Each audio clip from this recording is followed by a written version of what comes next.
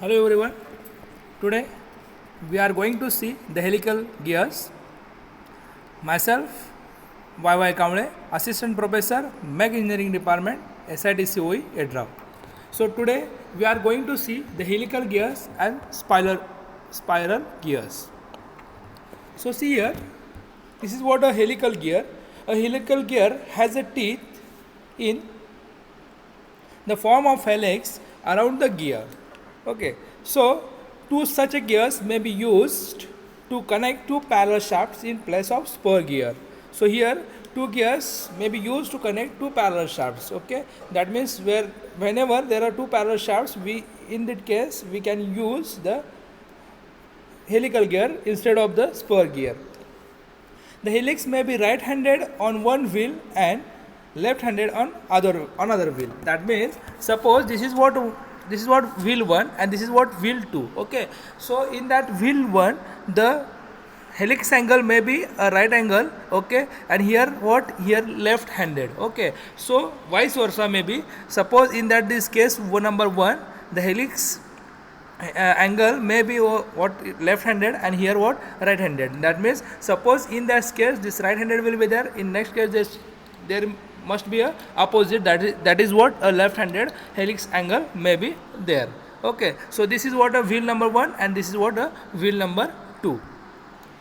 So the pitch surface are cylindrical as in a spur gearing, but teeth instead of being parallel to the axis wind around the cylinders helically like a screw thread. That means the pitch surface of the cylinders as in a spur gearing, that means the pitch surface must be like a spur gearing, but only change is that the teeth instead of being parallel to the axis wind around the cylindrical helically like a screw threads. That means here is a teeth are not in a straight, the teeth are in a helix angle will be there. Okay, so this will be the helically around the cylinders. Okay, and arrangement the pitch surfaces must be like a cylindrical as in a spur gearing. The teeth of the helical gear with parallel axis have a line contact as in a spur gearing. That means the helical gears with the parallel axis have the line contact. There is a two types of contact. That is what one is what point contact and second one is what line contact. So here line contact will be there as spur gearing. This provides gradual engagement and continuous contact of engaging teeth. And that means this provides a gradual engagement. The engagement must be a gradual, okay, not a sudden, okay, and continuous contact of engaging teeth. That means a continuous contact will be there. This is what a line contact will be there. There is not a point contact. Hence the helical gears give smooth drive. That means the helical gears give smooth drive with high efficiency of transmission. That means here point contact will be there. Here is what line contact will be there, not a point contact. So what happens because of this line contact, the smooth engagement will be the smooth and continuous contact will be there. That means the smooth drive will be takes place with high efficiency of transmission. There is what smooth drive will be there, that's why the efficiency will be the high, the efficiency of transmission will be high. That means we are going to use, suppose these two gears are meshed with each other, that means we can use to transmit the power of this gear to this, or we can going to transmit the power of this wheel to this one. Okay, so this transmission efficiency of transmission will be high in the case of the helical gear, and the action there is a no more thrust force in this case, so the action will be the very smooth. We have already discussed that the helical gears may be a single helical type or double helical type. That means the helical gears must be the single helical type or double helical type. Okay, so these are the two cases, the single helical gear and double helical gear. So what is the difference? One diagram I will show here. The single handed mean likewise that the helix angle will be like that, and in the case of double helical gear the cases will be like that. This is what double helical means, that on the one wheel there were what double helix angle will be there. This is what a double helical, and this is what only single helical angle will be there. This is what a single helical type. In case of single helical gears, there is some axial thrust between the teeth, which is a disadvantage. In the case of single helical gear, what happens here? Axial thrust between the teeth which is occurs, and this is a disadvantage. That means because of thrust force, what happens, the engagement will not be smooth engagement will not be there, or stresses will be, excessive stresses will be occur, and because of that what happens, failure of gear will takes place. That's why to avoid this disadvantage, we go for the double helical gear. In order to eliminate the axial thrust, double helical gears are used. That is what, to eliminate this what axial thrust, we are going for this double helical gear. That means why we are going to use the double helical gears, to avoid the axial thrust. Okay, so in the single helical gear, the disadvantage is what, axial thrust. It is equivalent to a single helical gears, in which equal and opposite thrusts are provided on each gear, and the resulting axial thrust is 0. That means I have already earlier told that in the case of, this is what a single helical gear, the helix angle will be like that. Okay, this is what single helical gear. And in double helical gear, what happens, here is what a helix angle will be like that, and here opposite helix angle will be like that. That means suppose here some axial thrust will be occurs, and here another opposite axial thrust will be opposed, and this will nullify this axial thrust. This axial thrust will nullify this axial thrust, and the resulting axial thrust will become a 0. That is what a double helical gear. So see this figure. Here is what Pn, this is what a normal reaction, normal force acting on this gear. Okay, alpha is what angle, and Pc is what a circular pitch. Okay, the following definitions may be clearly understood in connection with the helical gears as shown in figure. Okay, normal pitch, that is normal what, Pn is what, normal pitch. Okay, or normal force that is acting on this this wheel. Okay, it is the distance between similar faces of adjacent teeth along the helix on the pitch cylinder normal to the teeth. It is denoted by Pn. See here I have written here Pn. Actually this is what Pn. N will be in suffix. Okay, P in what, capital. Okay, and N will be the suffix. Okay, so it is a distance between similar face of adjacent teeth. It is what, the distance between two similar face of adjacent teeth. Adjacent teeth will be there. Okay, along the helix pitch cylinder normal to the teeth, it is denoted by Pn. This is what a normal pitch. This is what definition in helical gear. Okay, now second definition, axial pitch. Now axial pitch is what, it is a distance measured parallel to the axis between similar face of adjacent teeth. Here is what, adjacent teeth. Now we don't know that this is what the first teeth, and adjacent teeth, this is what adjacent teeth. Okay, now distance between this adjacent teeth. Okay, and there must be a helix angle will be there. It is distance measured parallel to axis between the similar face of adjacent teeth. It is the same as a circular pitch, and therefore it is denoted as Pc. Okay, it is denoted as a Pc. If alpha is a helix angle, then circular pitch, this circular pitch is given as Pc is equal to what, Pn divided by cos of alpha. This Pc is what, circular pitch, Pn is what, normal pitch, we already seen that. Okay, and this alpha is what, angle, this is what, cos alpha. So this Pc is equal to what, Pn divided by cos of alpha. Note, there is one important note will be there. Okay, the helix angle is also known as a spiral angle of the teeth. This helix angle, that is what, alpha, this helix angle alpha, this is also known as a spiral angle of the teeth, because this shape is like what, spiral shape will be there. Okay, so this will be also known as a spiral angle of the teeth. Okay, now next we are moving towards the spiral gears. In first one we have seen that the helical gears. Now we are moving towards the spiral gears. So what is the difference between helical gears and spiral gears? So now we are going to see the spiral gears. The spiral gears, this is also known as a skew gears or screw gears. Okay, are used to connect and transmit motion between two non-parallel and non-intersecting shafts. That means the shafts are not intersecting and non-parallel. That is what, in this case, what we are going to use the what. Suppose there are two shafts will be there.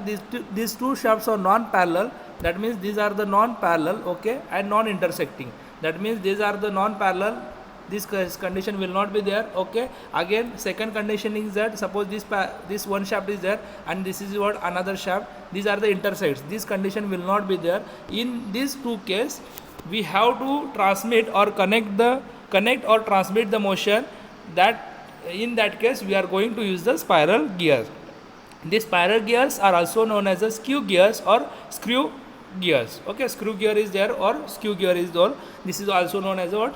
This spiral gears are also known as what? Skew gears or screw gears. Okay, so this is used to transmit motion between two non-parallel and non-intersecting shafts. That means these two shafts. First thing is that the gears are used to transmit motion or power from one shaft to another shaft. Okay, now must be condition. The shaft must be parallel or shaft must be the intersecting. In the case of spiral gear, these two shafts are not parallel or non-intersecting. In that case, we have to transmit the motion. These gears are known as the spiral gears. The pitch surface of the spiral gear and cylindrical, and the teeth have a point contact.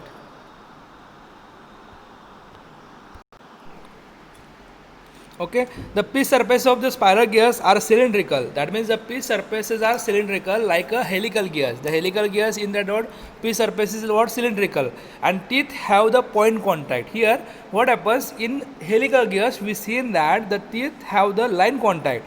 Okay, and in the case of spiral gears, the teeth have the point contact. That means their smoothness is not that much is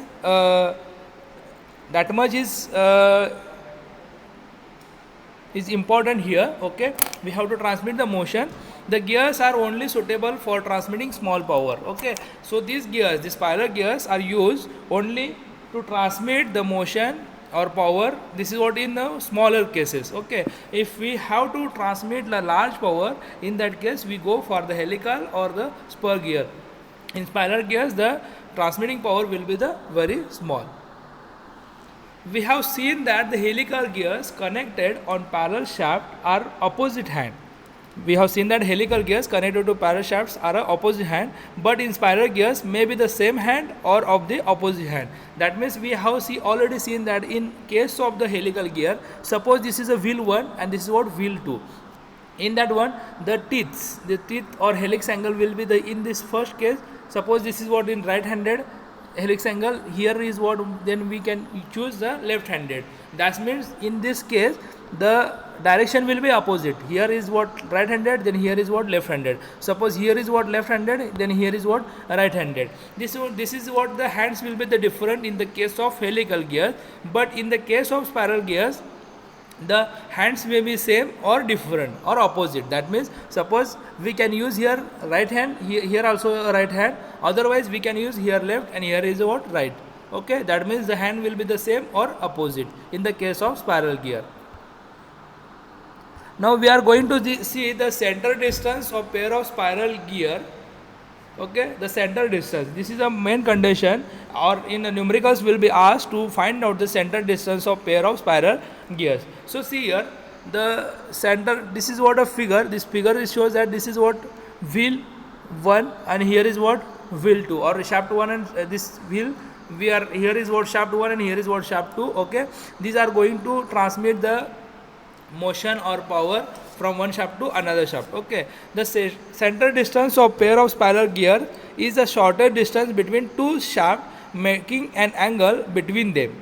The center distance of pair of spiral gears, this pair of spiral gear will be there. Okay, is the shortest distance. This is what a shortest distance between two shafts. Okay, making an angle between them.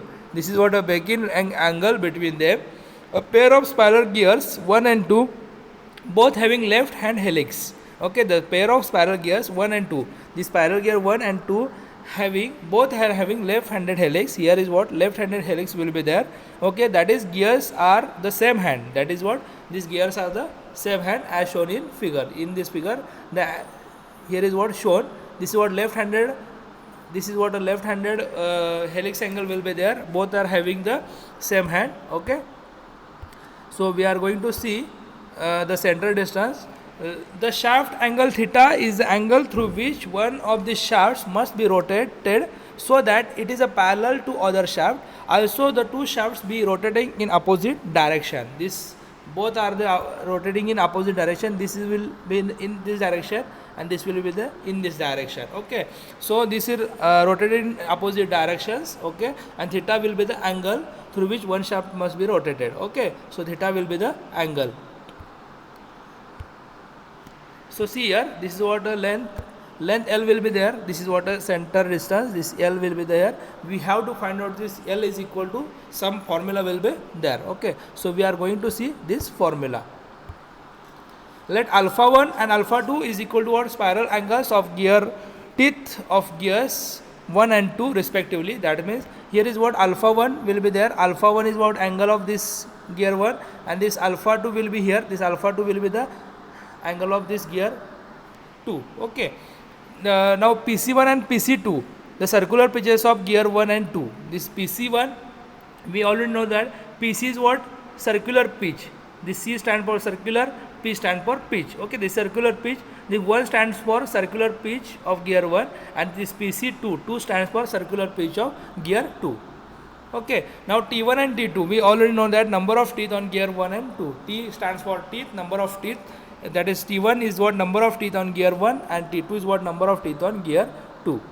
Now D1 and D2, this D1 and D2 is equal to what? Pitch circle diameters of gear 1 and 2. Now see here N1 and N2, this N1 and N2 is equal to what? Speed of gears 1 and 2. Again we know that gear ratio G, this G is equal to what? T2 by T1 or simply N1 by N2. This is what gear ratio is nothing but what? Ratio of gear 2 divided by gear 1 or speed of gear 1 divided by gear 2. This is what a gear ratio. Now Pn, this is what normal pitch, and next L is equal to what? Least center distance between the axis of shaft. Here what I written? Least center distance. Again we can see, we can say this is what a shortest distance. Instead of shortest, what they are given here? Least center distance between the two shafts. Now since the normal pitches is the same for the both spiral gears, therefore PC1, we know that the formula we already seen that PC is equal to Pn divided by cos of alpha. Okay, we already seen that. Again I will write here PC, I will write here. Okay, so this PC is equal to Pn, n will be suffix divided by cos of alpha. Okay, now we are going to see here PC1. Instead of this PC1, Pn divided by cos of alpha 1. Okay, and this PC2 is equal to what? Pn divided by cos of alpha 2.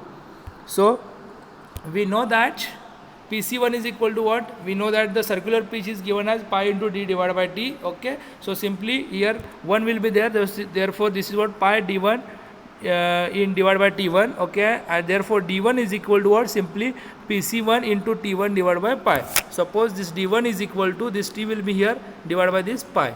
Okay, so what comes here? d1 is equal to what? PC1 into t1 divided by pi. Okay, again similarly PC2. Now PC2 is equal to what? We know that pi into d2 divided by t2. Simply we from this formula we got here d2 is equal to what? PC2 into t2 divided by pi. This is what a formula. So by rearranging the terms, we know that L is equal to what? D1 plus D2 divided by 2. Okay, so this is what a shortest distance or least center distance. This is given as what? D1 plus D2 divided by 2. So here 1 by 2 common will be there. We have the value of this D1 and D2. Earlier we seen that we know that D1 is equal to what? PC1 into T1 divided by pi. Okay, so put the value of this D1 here. Okay, now next is what? D2. We know that D2 is equal to what? PC2 into, we know that D2 is equal to what? PC2 into T2 divided by pi. Okay, so put the value here. So from this value we got here is equal to, now common term we get common here T1. From this equation T1 is common here. Here is not, T1 will be there. So we have to multiply T1 here and divide by T1 here. So what happens here? See here, T1 divided by 2 pi. Okay, pi will be common. Okay, from this term and from this term we are going to take common T1 divided by pi. So we see here, this is what? T1 divided by pi will be here. Okay, here what remains here? PC1 will be here. Here is what? PC2 will be there. Pi will be common. T2 as it is, we got common here T1, so divided by T1 will be there. Okay, so what is here? T1 divided by 2y. Okay, PC1 is nothing but what? P1 divided by cos of alpha 1.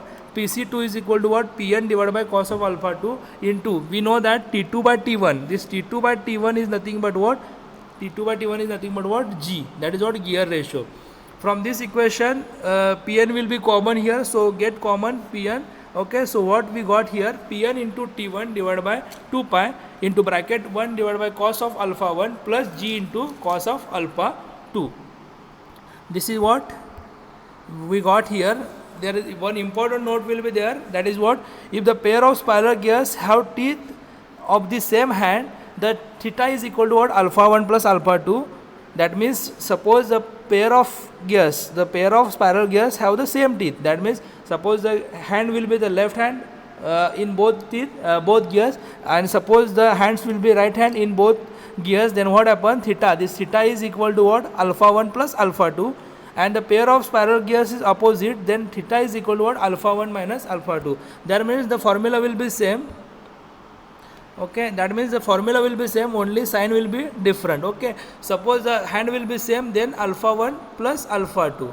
Okay, and suppose the hand will be the different, theta is equal to what, alpha 1 minus alpha 2. Okay, so this is what one important note will be there. Okay, when theta is equal to 90 degree, okay, suppose second important condition is that when theta is equal to 90 degree, both the spiral gears must have teeth of the same hand. Suppose this theta is equal to what, 90 degree, then what happens, the spiral gears must have the same hand. This is what a very important, condition will be there. Okay, this will be asked in every competitive examination. So as a multiple choice question, these two terms are too much important, so keep in mind. Suppose that both the hands will be same, then theta is equal to alpha 1 plus alpha 2. Suppose the hands will be different, then the theta is equal to alpha 1 minus alpha 2. And suppose the theta is equal to 90 degree, then what happens, the hands will be the same. Okay, we will stop here. Thank you.